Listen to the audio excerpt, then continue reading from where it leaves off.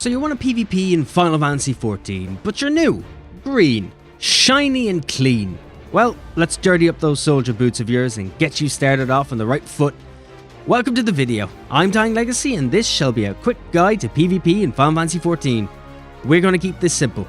We'll go over how to unlock PvP and its requirements, the differences between PvE and PvP, besides the obvious, tips about the battle system, the series milestone system, currencies and rewards, and of course the PvP modes themselves.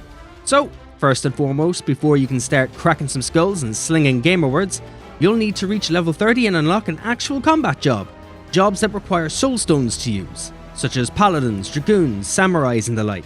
Still, being a marauder or gladiator won't cut it, as these are starting classes and don't count as full jobs.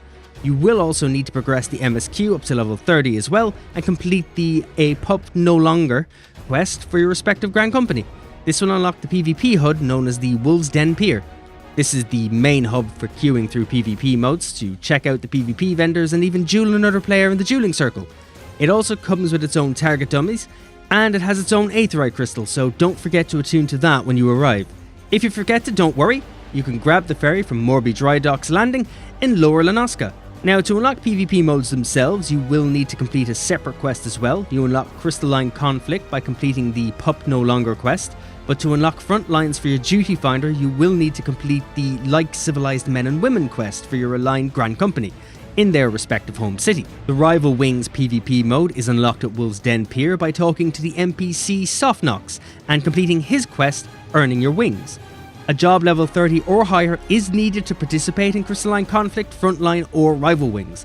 PvP is separate to PvE, not just in its modes or the fact you're beating on players rather than AI in the environment, but in your job attributes and item level, as well as the abilities and skills available to you. So your level, item level and skills will be standardized and equal to every other player.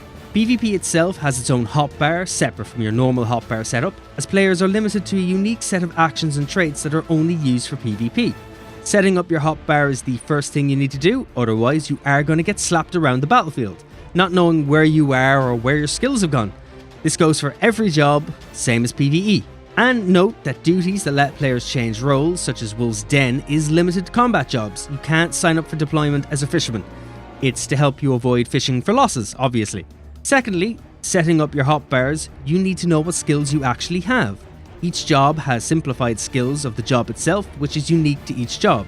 A lot of these skills auto-combo, meaning once you use the skill, it changes to a follow-up skill for you, compared to PvE where each skill is separate.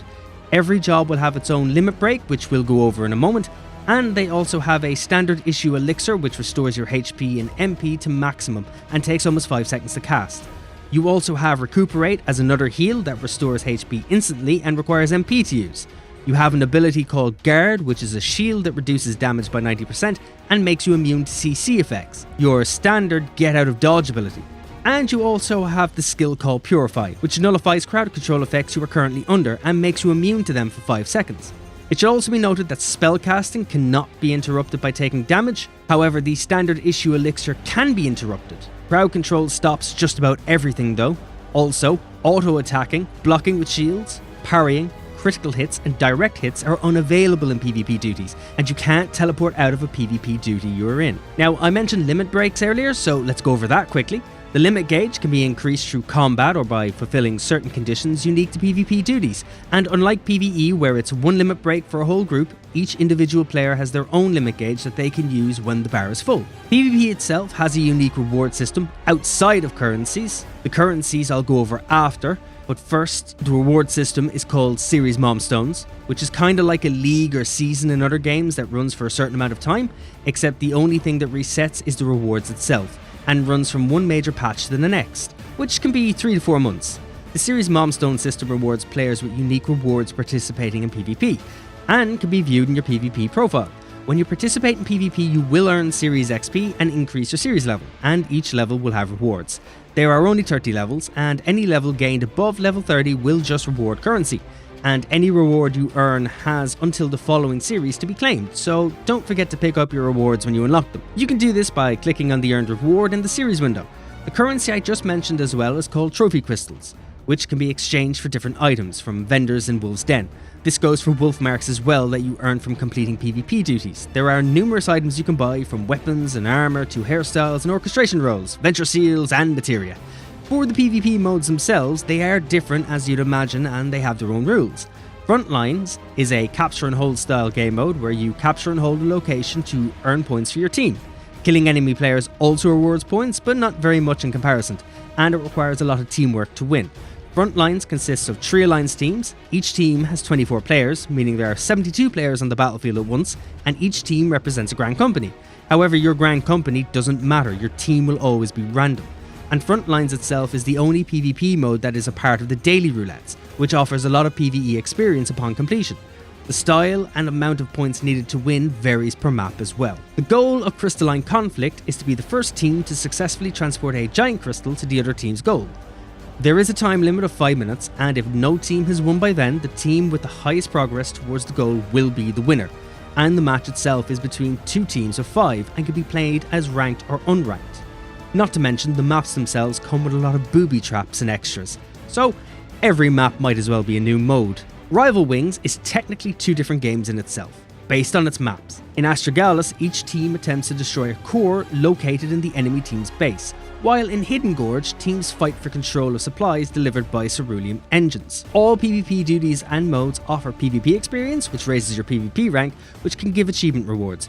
Do keep note that PvP rank is connected only to the Grand Company you earn them with, so if you switch Grand Company, you will have to start over. However, if you rejoin a Grand Company, you will carry on from where you left off with that Grand Company. PvP does have its own achievements that reward titles, mounts and gears as well, so no matter what your content choice is, you'll always be earning something. Thanks for watching, guys, and hopefully this was helpful to you in some way or another. I know it was short, but PvP doesn't need to have a giant guide to help people out. And if it was helpful to you in some way, be sure to like the video and subscribe to the channel.